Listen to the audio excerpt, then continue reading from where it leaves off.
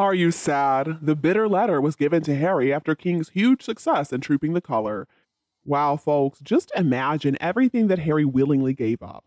Hundreds of millions of people from all around the world cheering and waving and proud to be a British or Commonwealth citizen. Not so long ago, Harry had it all. He had the world offered to him on a silver platter. Last weekend was Trooping the Color, but where were Harry and Meghan? Well, apparently they were instructed that they needed to stay away from the ceremony. And I'm sure that he knows the BBC presenters were told not to mention his name during the live broadcast. And who did this order come from? Well, it looks like Harry's own father, the man who cared for him after the tragic events of 1997, who did his best to nurture him, who gave him protection from all of his youthful naughtiness and poor choices, and the man who still, to this day, hides his worst indiscretions, even though he has given him more than enough opportunities to spill the beans. The father who deeply loved him, as everybody did at one point before that nasty woman entered his life. She came into his life on purpose in order to make her own life more powerful than his beloved grandmother.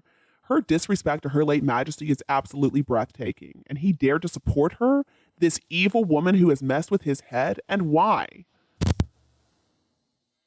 The occasion of the Trooping of the Color is a wonderful one. This is a state occasion, and this is what Harry gave up for this ex-yacht girl who had once opened up for one of his own family members. Disgusting.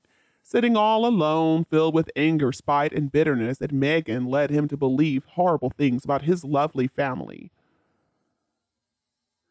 And I got a question for Harry. While you're sitting all by yourself with your feelings of resentment and anger and fury, but at the same time feeling sad, regret that so many people, millions of people around the world, are seeing his family being loved and respected and adored, look at where you are. People all around the world love and adore this family. Just take a long look at them, Harry. They are the future of what puts the great in Great Britain. And what about the invisible children? What are they going to bring to the equation? 99% of people in the world don't even believe that they're real. How do you feel about that, Harry? Meghan has really painted you into a corner about these invisible children. And just look at that family, Harry. Look at how proud your brother, wearing beautiful full military uniform, sitting on top of his horse next to his father looks. Look how proud and beautiful this once adored sister-in-law Catherine stands with her children who are real. She doesn't need to fake their existence, by the way. She doesn't need to lie to the whole world about them. Harry, are you getting the idea yet? And just look at how proud your Uncle Edward and his beautiful wife Sophie are, so proud to participate in this momentous occasion. They carry out their royal duties with pride, no negative press, no whining, just getting on with the job as expected. And what about your wonderfully hard-working aunt, Princess Anne?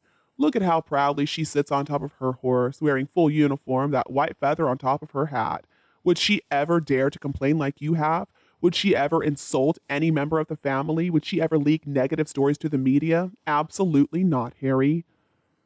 And then look at Queen Camilla, his father's best support system. The woman, Harry, who you have attacked, has had to put up with so much in her life just to be with the man she loves. Now, of course, we understand why you might be upset with her, but Harry, your mother, if she had survived, would never have been queen. That is the truth of the matter. She never wanted to be. The late Princess Diana was able to accept something that Harry apparently cannot, that your father, Harry, never truly loved her, and he was moving on in life. Yes, the entire world grieved when she passed away, but you didn't like that one bit, apparently. But you know what, Harry? People had a right to. We also loved her. Now, of course, we didn't know her and love her like you two boys did, but still, that didn't change the fact that people did love her. Pomp and ceremony are what Brits do best. It brings people together. It unites people. It gets rid of the divisiveness of religion and culture and beliefs. And Harry, you're sitting perhaps all by yourself watching on as your family, Harry, makes history, your own family. As I, along with millions of other people, hope that you now understand, being the spare wouldn't have made a bit of difference to your standing within your own family, Harry. The family who now wants nothing to do with you because you're a traitor, you're a liar, and you are so hateful. You're going to go down in history as that, Harry. Was Meghan really worth it? I doubt it. Not only have you lost your family, but you've lost every ounce of self-respect you ever had. You've lost your honorary military titles. You lost the love of your brother and your father. You've lost your dignity. But I guess, Harry, you should cheer up because you've still got one thing. You still get to wake up and look at Meghan Markle's face beside you. Whew, no wonder Harry is just an empty shell of everything he once was. And in the near future, he's going to be waking up to discover old age quickly creeping up on him from the other side of the bed. It's not going to be a pretty sight, but all of this mess is self-inflicted. It's tragic that Harry has lost his own family, but even worse, it seems like he's lost his marbles, which are pretty hard to get back when you're not properly treated and you're taking these illegal drugs. It's so disturbing and disloyal to have elevated Harry's anger to not only his own family and the media, but even the government. The same one that he wants to spend taxpayers' money to protect himself as well as his wife and his invisible children.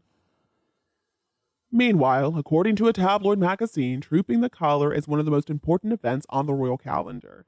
And this year's event was especially important considering that it was the first for King Charles. But behind the scenes, the festivities were certainly eclipsed by the continued resentment between royal sisters-in-law, Queen Camilla and the Princess Royal. Palace insiders who spoke with New Idea magazine have revealed the rehearsals leading up to the June 17th parade were marred in controversy after the king's wife and only sister butted heads throughout the proceedings. Sources claim that a feud started between the Princess Royal and the Queen Consort after Anne seemed to refuse to curtsy to Camilla ahead of the big day.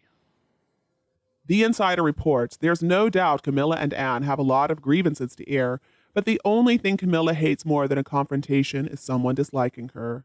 The problem is, Anne's never been one to fall for Camilla's charms. In completely different ways, they tend to get on better with men than women. Some sources have claimed that Anne insisted that she was saving her curtsies for the big event, but the simmering conflict between the royal women is obvious. It's the second fight between Camilla and Anne in as many months. At Charles's pre-coronation dinner, Anne supposedly confronted Camilla about the new title. In front of guests, Anne reportedly told Camilla that her title is not queen, but instead it is queen consort. Now, the history between Anne and Camilla seems to go all the way back to a love triangle from the 70s. So Anne had a fling with Andrew Parker Bowles, who later on became Camilla's husband. In the past, insiders have reported there's been bitterness there for a long time now, and they've been famously frosty ever since. But sources who spoke with New Idea now confirm that their disdain has only gotten worse. These days, it isn't about ex-husbands and lovers. This is about Camilla's inability to restrain herself, according to the source. They also said that she has a knack of sometimes overstepping when it comes to respecting the late Queen's legacy, something that Anne is still very sensitive about.